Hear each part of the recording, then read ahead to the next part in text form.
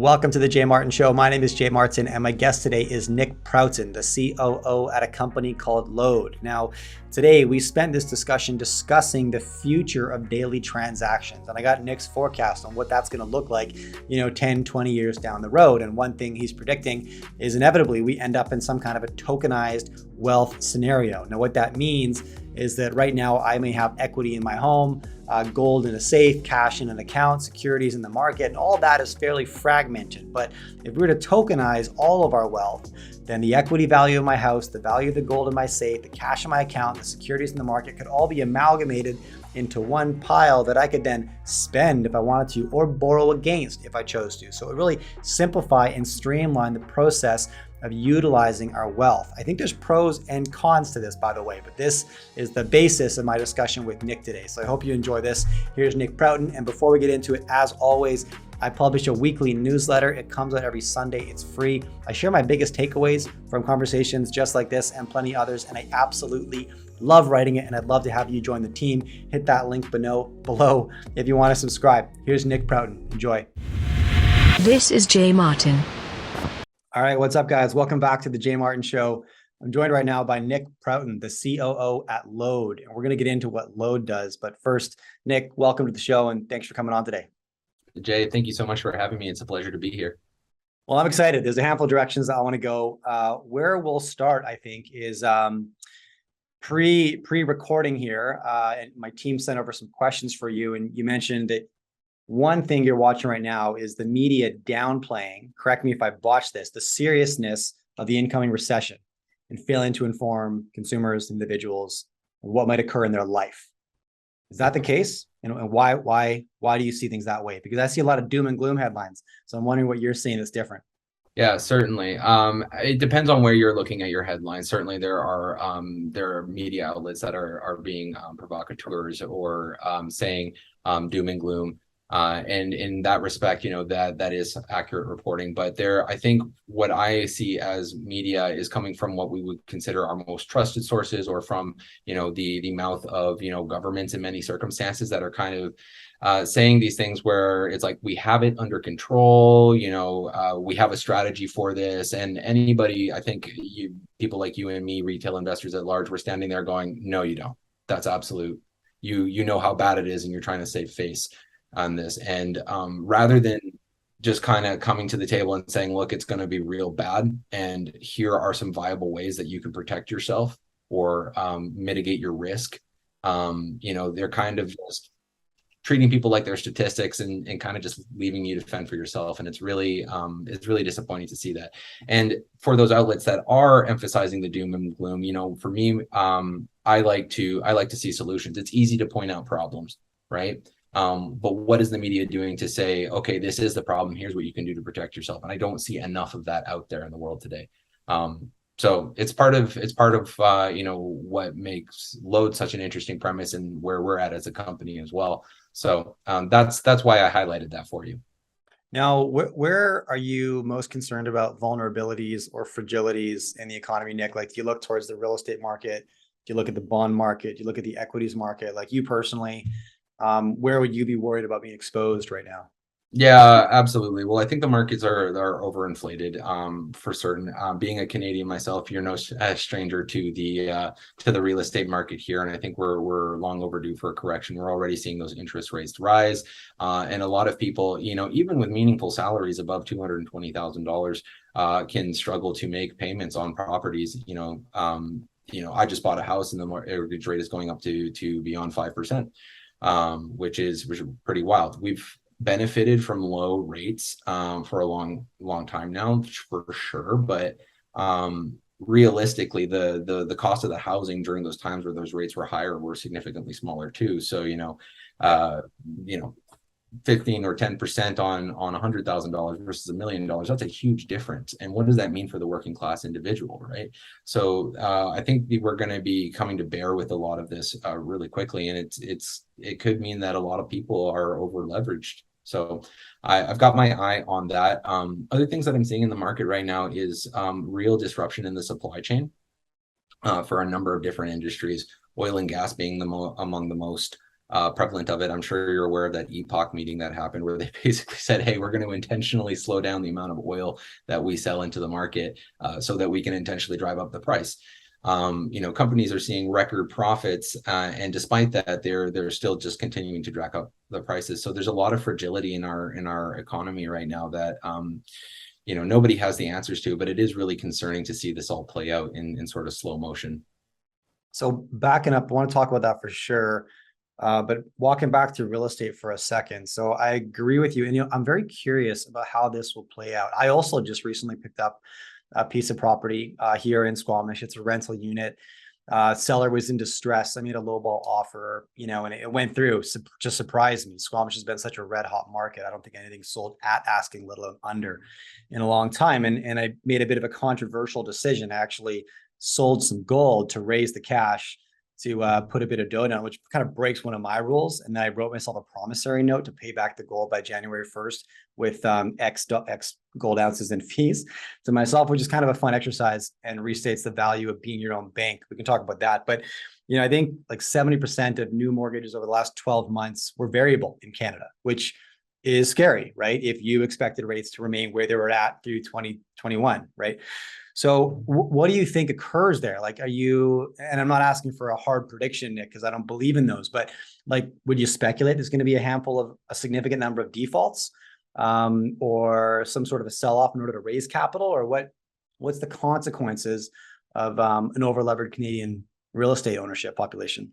Yeah, absolutely. I definitely do see a lot of defaults beginning to take place. Okay. And because people are over leveraged. And one of the other things that we're beginning to see in the real estate market is that there's lots of more institutional investors, not individuals or even retail real estate investors, but like, conglomerates coming in and buying up whole swaths of property and redeveloping communities. And, I can't remember where this quote was. It's like, you'll own nothing and you'll love it, Yeah, you'll own nothing and be happy. Yeah. Right. Can't remember the where that came from, but World Economic Forum, I believe. Thank you. Yeah. But to that point, it does have that sort of like element and air to it when I look at what's taking place right now, because we are seeing that money start to move up into Canadian real estate. And what does that mean for you and me as average people, or for the first time home buyer? Like it means that it's just all the more out of reach, because how are you supposed to compete with these massive developers? You can't have the power. Right. No, 100%. What's interesting about that is like when you look at the real estate debate, it's been a debate. I grew up in Vancouver, and it's been a debate in Vancouver for my entire life, right? How are we going to fix the housing crisis? And I know this is like a bipartisan issue that everybody seems to agree with. We need to fix the housing crisis, and the crisis being real estate is too expensive. That's what it seems to be. I always find myself standing in these rooms going, what are you guys talking about? Like, look out a window. This city is gorgeous, 360 degrees. It's surrounded by water on three sides. It's more or less an island. And the whole world can move here. Our immigration policies are super lax. So why would real estate here be cheap, right? And I know that's an isolated event, but then we see more inventory hit in the street. And most of the time, it's people like you or I that own a house already, and you can borrow against the equity to buy a rental unit in that new condo building. It's rarely the first-time home buyers. So yeah, I get the development argument as well. Now, are you looking cross country, Nick? Like and how much do you focus on the real estate market? Are you looking sort of province via province, or just in your local hometown? I mean, I try not to speculate too hard on other regions. Yeah. Are more than welcome to, but I like to base my opinions on what I know. And what I know in BC is Vancouver, and when in the Kelowna region where I live. So, that's where all my opinions are really coming from. But you brought up a really interesting point there. Why wouldn't real estate prices be high? Absolutely, I agree with that. We live in one of the most beautiful places in the world, and this is why I actually don't foresee, despite interest rates rising, prices actually moving down in the market all that much. We might see a blip, but I think as long as Canada continues to be a desirable place for people to immigrate, to live, for people to occupy, in terms of space and property, that value is going to continue to rise. And I think, with the things that we're seeing right now in Europe and a lot of other regions of the world, like in the Ukraine, like there's all the more reason why Canada looks like an attractive place. It does. Yeah. Now, my audience is going to push back on that point, and I know what they're going to say. So let's answer the question. They're going to say, yeah, it's an attractive place because it's always been a safe haven for capital. Say you live in mainland China, you made a bit of dough, you're concerned about what your government might do to you one day. So you park $1 million of that or $2 million in a Vancouver condo, right? It's a safe money garage. And that I wouldn't say is the driving force, but it contributes, right, to inflated property costs. And my subscribers are going to say, and look what Trudeau did during the convoy. He showed that the Canadian government can, with no debate, confiscate financial assets, showing the world that it's no longer a safe haven for money. Do you think that's an overblown, dramatized statement, or do you think there's some validity that precedent's been set now, and that we are moving towards a world of more centralized control and affirmative action like this? What do you think? I mean, a little column A, a little column B. Like I'll establish right now. I think I'm not a huge fan of Trudeau. I owning real estate Canada is always funny because you never actually own it. The Crown can reclaim it at any time. So never really owned it in the first place. And that's and believing that is a misnomer. So I'm not operating under the illusion that this is somehow a new precedent. It's just the first or among the first times that we've seen it in modern history being enacted upon, which came as a big shock because we were all sort of sleeping on that fact, or we're comfortable in our settings and we weren't used to these kinds of things. So I'm not operating under this idea that this is some crazy new thing that's happened here. I kind of always operated under the assumption that if the government of your country wants to take something from you, they will, and they will come up with any garbage excuse. And I don't think that is unique to Canada. I don't think that's unique to the United States, Russia, China, anywhere in this world. So I don't think you're ever really safe from a massive government. Can I ask? Yeah, no, I love that point, and I tend to agree with you, man. The reason that I started this YouTube channel was to hunt down personal sovereignty in protection of those worst case scenarios. So I got to ask, like, is that part of the inspiration for you to start a project like LODE, and maybe share what you're working on there? But I'm curious what drove you towards gold and silver backed cryptocurrency. Yeah, absolutely. And it's a great question to ask. Personal sovereignty is huge for me as well. And most of LODE's environment is non-custodial for those of you out there who are crypto investors and who know what that means. In a nutshell, the whole cryptocurrency movement more or less started out as a I don't want to say rebellion, that's the wrong word to use, but sort of a statement that there are other ways of facilitating finance and money, and it doesn't have to be controlled by this small conglomerate of people, right? That's where that whole concept of decentralization really played in. And so it was a way to give people more autonomy over their cash and cut out intermediaries. And in that sense, LODE was really inspired by that. I'm not the project founder. I have been with the project for 4.5 years though, and oversee pretty much all of the operations. And at its core, LODE is an initiative to restore silver and gold to the monetary system, right? We have seen in modern history that when we have our currency backed by precious metals, and I know that you're a gold bug, so this makes sense to you, right? That you have this hedge against inflation, you have more stability. There's all these advantages to holding precious metals. And so we know this works. We're going through periods of inflation. We used to think we were insulated from this hyperinflation that we saw in other countries, but you've seen how much the inflation rate has been in Canada, even in the United States. Lots of developed nations around the world are now seeing this instability. So it's really making the case that silver and gold money has value in today's economic environment, and blockchain is the vehicle to make that happen, right?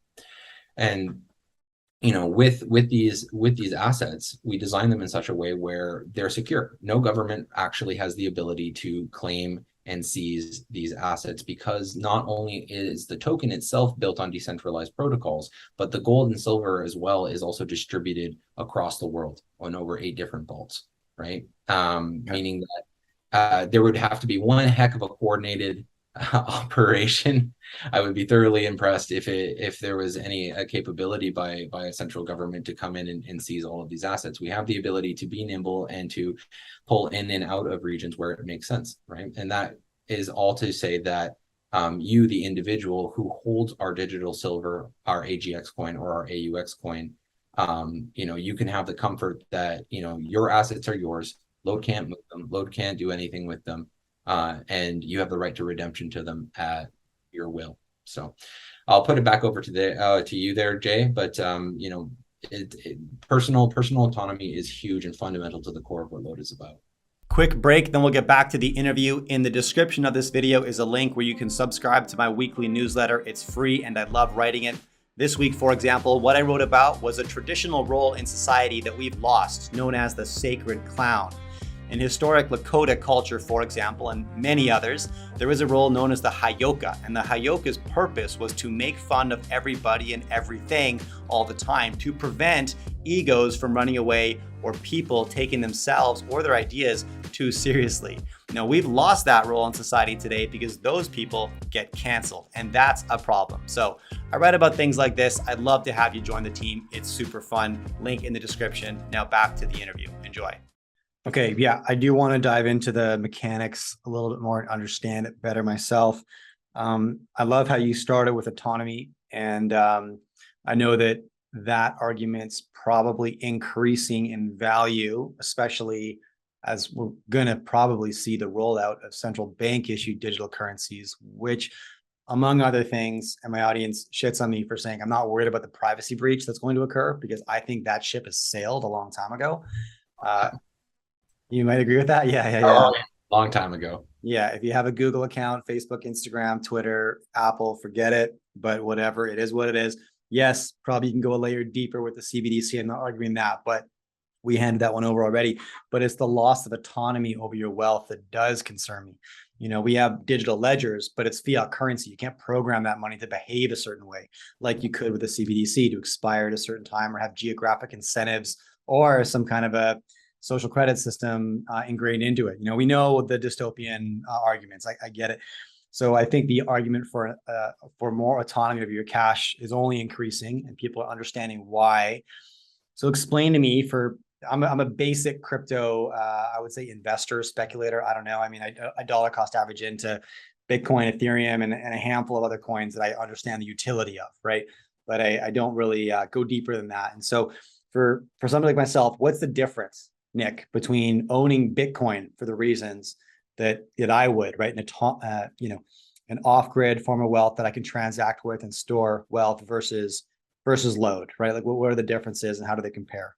Yeah, absolutely. I mean, LODE has a series of different assets, right? We do have our commodity-backed stable coins, which are designed for currency and for trade and commerce and for the preservation of long-term wealth. And I'm a believer in Bitcoin as well. And if you want to store value in Bitcoin, go for it. Absolutely. But I don't think it makes an effective currency. For one, unless you're using the Lightning Network, it's exceedingly slow. Most people don't own a Bitcoin and are not really that, like, I'm talking about grandma going to the grocery store here. If you said I have 0.003 Satoshis, she's not going to know what that means. Right. And so when it comes to a merchant or a business trying to price their business model, it really doesn't make a lot of sense as a vehicle. You know, we're designed for LODE, and its collateralized stablecoins are designed for speed and efficiency. And we use small denominations of gold and silver. Like our AUX, our digital gold, is 1 milligram of gold versus lots of other gold-backed projects in the market out there, which actually go to the ounce level because it's easier to deal with whole numbers than it is to deal with fractions for most people. And so I think of Bitcoin as an excellent long-term investment as a store of value, but you also can't screw with the history that gold has for itself, that silver has for itself, you know, in terms of that wealth preservation. I don't see them as competitive like you'll see on a lot of media interviews out there. You know, there will come a time where you need to take profits. And my question is, why are you taking your profits in something like USDC or a central bank digital currency, which is really just putting lipstick on a pig, right? It's the same economic system with a new coat of paint on it, and doesn't really solve for the inflationary crises that we see. So why are you putting your assets, your winnings, into something like the USDC, which you know is going to depreciate year over year, when you could put it into gold, treat it like cash, and only convert to a central bank currency when you need to convert to a central bank currency? That to me seems like a way more effective way to build wealth for myself. So these are just a couple of the key points here that I think, make LODE's assets, work in tandem or in parallel with Bitcoin rather than sort of either or scenario. You know, it's not a zero sum game, in my opinion. Okay. Now you mentioned 8 vaults around the world, and just basic. So 1 AUX coin equals 1 milligram of gold, correct? 1 AGX coin equals what? 1 gram of silver. 1 gram of silver. Okay. And then how are you, okay, so how are you talking about how somebody like me would engage with Lode then? How do I begin acquiring and interacting? Yeah, I mean, a great question to ask. We are in the DeFi space as well. So if you are a little bit more into cryptocurrencies and trading, you can find us on dexes that are based on Avalanche. That's the blockchain we're built on. But if you're not, if you're just somebody who likes to dip their toes and you just want access to, safe and autonomous digital gold and silver, then you can download our mobile app, what we call the Lode app wallet, which is a non-custodial wallet, and download it like you would any other app. And from there, we have a whole bunch of different payment methods for you to come in and start buying that digital gold and silver. And moving into the first quarter of 2023, we're going to have a card program, an international card program available, so that you can actually just go to the grocery store and pay for goods and services anywhere Visa, MasterCard is accepted with your gold or with your silver. So Okay. we tried our best to make it as easy for people to get in as possible. And is that a partnership with Visa, MasterCard, or how does that operate? Sure. I mean, without going too deep into the weeds of creating a credit card program, there are program providers that are licensed partners with MasterCard and or Visa, and we work through them to facilitate the card program, right? So they have the license to issue cards and to operate with Visa and MasterCard, and our responsibility is to be that intermediary that takes in the gold and silver and allows it to be liquidated for the fiat currency that the merchant on the other end of the arrangement needs to be paid out in, right? So we are essentially that middleware, but you the consumer, you don't need to worry about any of that sort of technology. It's as easy as using your debit card today or your credit card today. You just go to the core of the store, you swipe, you pay, and it takes off of your gold and silver balance what you're owed in that local currency. If you were to speculate, Nick, on how we will transact day-to-day purchases, like going to the store 10 years down the road, go 20 if you want to, what will be different about how I would go and do my grocery shopping? Yeah, I mean, it's really interesting. I think there will be those who are really invested in our personal autonomy and our wealth, and the way that we go to pay for things will be incredibly diverse. You've already begun to see this in sort of big crypto exchanges like crypto.com, where they have cards that'll pull on your Bitcoin and do like that. Like the future of wealth is entirely tokenized. I do believe that. Tokenized securities, tokenized commodities, tokenized real estate, tokenized everything is really where I see when I talk to institutional clients, and I talk to hedge funds and banks and seeing where they're investing. There's so much effort being put in right now in this idea of tokenizing your wealth.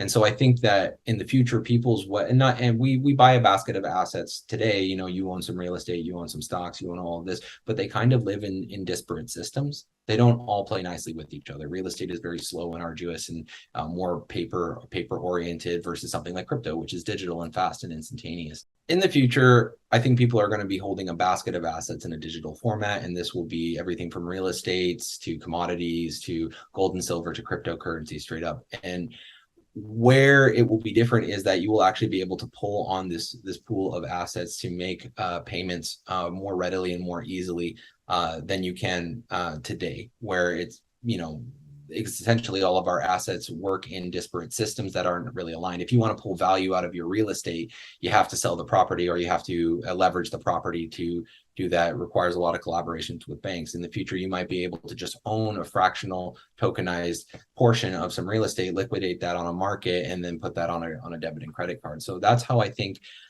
you'll see some major transitions in the way that people manage their wealth and make payments. Now, that might be for a more advanced audience like your community, or people like you and me who have our nose sort of keenly to the ground.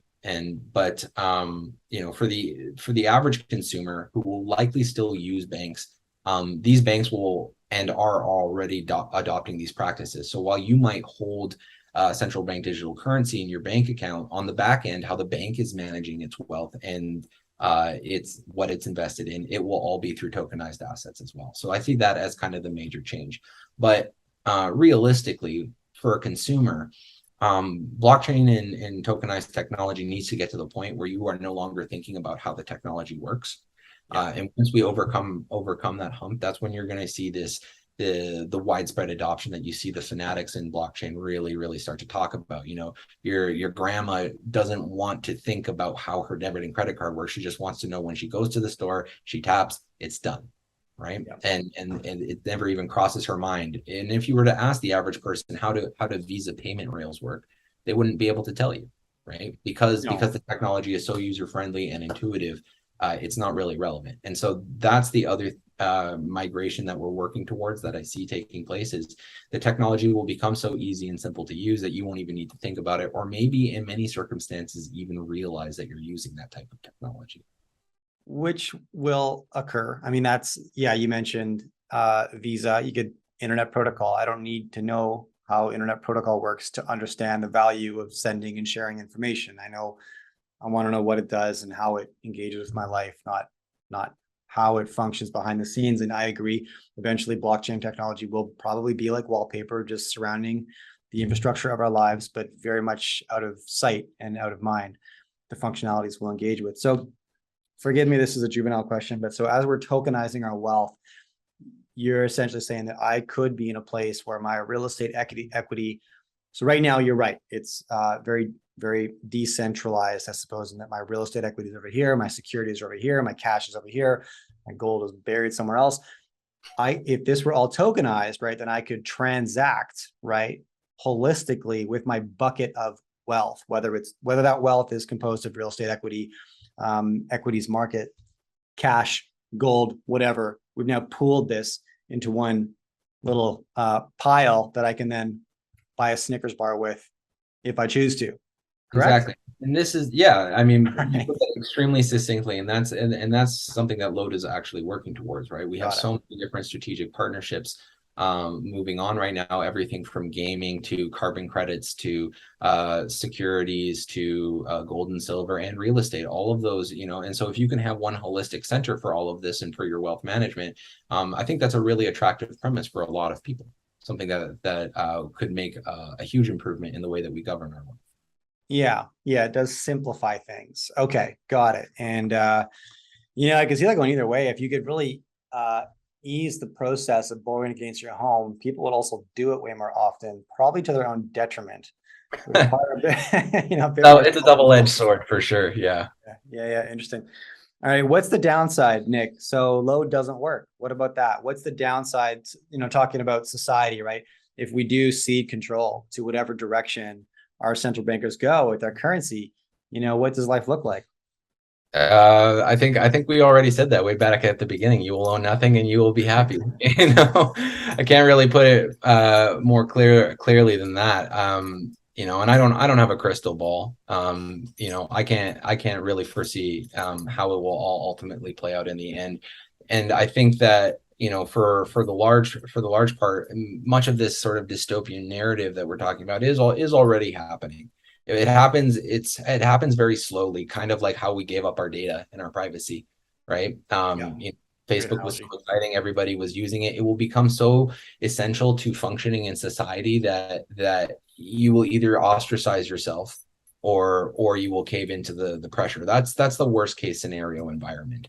If I could go a little Star Trek for a minute here and speak in a little more optimistic sense, whether or not LODE works ultimately in the end as a project, there is an entire movement in the Web3 space to sort of reclaim some of our ownership, not just with our capital, but with your data and your information and your time and your energy as well. For example, lots of decentralized applications allow you to get compensated for the usage of your data, or you have the ability to only interface with the aspects of a decentralized application that you want to engage with, right? And so that kind of premise is more to the core of what the Web3 movement is really all about.